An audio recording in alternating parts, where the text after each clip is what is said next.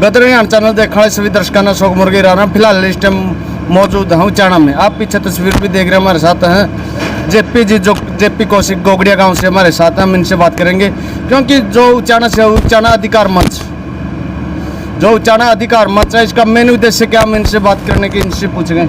नमस्कार जी जेपी जी। नमस्कार जी। जो उचाना अधिकार मंच है, उचाना की दाढ़ है, इसका मेन उद्देश्य क्या है उचाना अधिकार मंच का? सबसे पहले तो मैं गदर हरियाणा देखने वाले आपके सारे दर्शकों को राम राम करता हूं जी।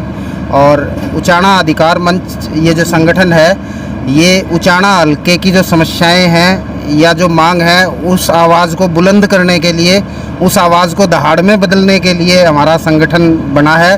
सारे गाँव से, अलग अलग गाँव के युवा साथी इसमें जुड़े हुए हैं और 36 बिरादरी के सभी वर्गों के लोग इसमें शामिल हैं। और आज हमने हमारे उचाना अधिकार मंच के कार्यालय का भी शुभारंभ किया है। और उचाना की मांग को लेके, जो उचाना में पिछले काफ़ी समय से लंबित हैं मांगे, और जो बिल्कुल आधारभूत मांगे हैं जो होनी चाहिए, उनको लेके उचाना की दहाड़ के नाम से आज हमने एक अभियान की शुरुआत की है। इस अभियान के तहत हम एक मांग पत्र तैयार कर लिया है हमने, जिसमें उचाना हल्के की 20 मांगे हैं। यहाँ लड़कों का, लड़कियों का कॉलेज नहीं है, वो होना चाहिए। यहाँ हमारी किसी बहन बेटी को डिलीवरी के लिए सरकारी अस्पताल में जाती है तो उसको रेफ़र प्राइवेट में कर दिया जाता है, वो बंद होकर सरकारी अस्पतालों में CHC PHC में डिलीवरी की सुविधा 24 घंटे उपलब्ध होनी चाहिए। हमारे 90% गाँवों में रोडवेज की बसें नहीं जाती हैं, उन गाँव में रोडवेज की बसें जानी चाहिए, ताकि जो रोज़गार करने वाले लोग हैं, जो स्टूडेंट हैं, जिनको आना जाना रोज़ पड़ता है, उनको परेशानी ना हो। इसके अलावा लगभग आधे से ज़्यादा गाँव में उचाना हल्के के पीने के पानी की सबसे बड़ी समस्या है। कुछ एक गांव तो ऐसे हैं जैसे कालता है, नगुरा है, बधाना है, यहाँ आसपास के गांव से लोग पानी लेके आते हैं। हम वहाँ उन गाँव में गए, उनकी हालत देखी तो हमारी आंखों में पानी आया कि सुबह लाइन लगती है मोटरसाइकिलों की, साइकिलों की, पीछे वो प्लास्टिक की पीपी रख के पीने के लिए पानी लेके आते हैं दूसरे गाँव से।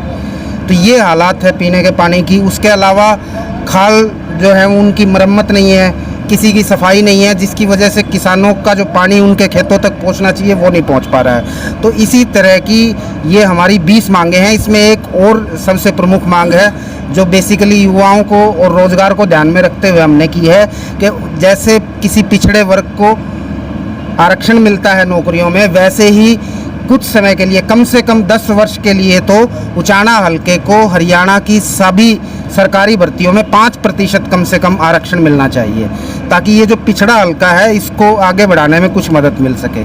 तो इस तरह की ये हमारी 20 मांगे हैं उचाना हल्के को लेके। इनको लेके हमने एक फार्म बनाया है, समर्थन पत्र बनाया है। नीचे हमने उसमें जगह छोड़ी है जिसमें आप नाम पता भर के, अपना सारा एड्रेस वगैरह देके और समर्थन के लिए हस्ताक्षर कर सकते हैं। तो ये समर्थन पत्र हम गांव-गांव जाएंगे, लोगों को बताएंगे इसमें कि हम इन समस्याओं के लिए मांग उठा रहे हैं और उनसे ये फार्म भराएंगे जो इनके पक्ष में है।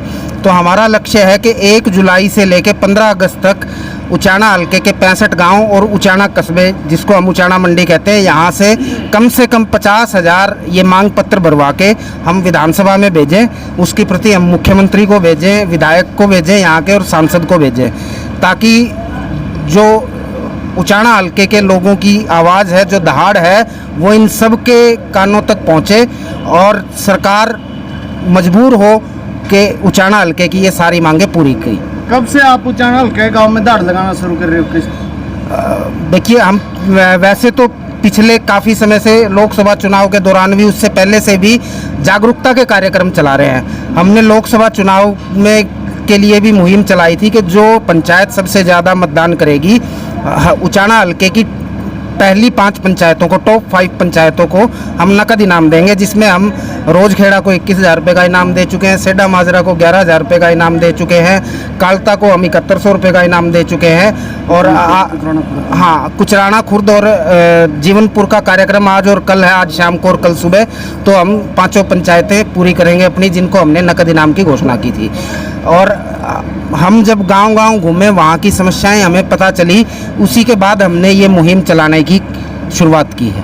अच्छा, आप ये मुहिम कहीं आप किसी पार्टी के साथ मिलकर करोगे कि ये वैसे निर्दलीय आप करोगे? नहीं, ये बिल्कुल प्योर सामाजिक संगठन है। किसी पार्टी से, किसी नेता से इसका कोई वास्ता नहीं है। देखिए, मेरा गांव घोगड़िया है। मेरी जो शिक्षा है वो यहीं उचाना बाबा वाला स्कूल में हुई थी। उसके बाद मैं पत्रकारिता के क्षेत्र में भी आया। मैंने 2002 से 2008 तक पत्रकारिता के लिए मैं काम किया, जिसमें मैं जींद में भी दैनिक जागरण में काम किया मैंने। उसके बाद हम हिसार में Jagran, Bhaskar, Punjab Kesari, IBN 7 India TV के लिए हमने काम किया। तो अभी ये जो हमारा साथियों का ग्रुप है, ये सामाजिक कार्यों में एक्टिविटी आज नहीं, 17-18 साल से ये एक्टिव है। अलग अलग मुद्दों पे जब भी कोई सरकार या प्रशासन गलत करता नज़र आती है तो हमारे पूरे साथियों के साथ हम सामाजिक कार्यकर्ताओं ने उसका विरोध किया है। अच्छा, एक बताओ जी, जेपी जी ये संगठन राजनीतिक रहेगा या गैर राजनीतिक रहेगा इसमें? देखिए, ये जो संगठन है, ये जो मुहिम है, ये बिल्कुल गैर राजनीतिक है।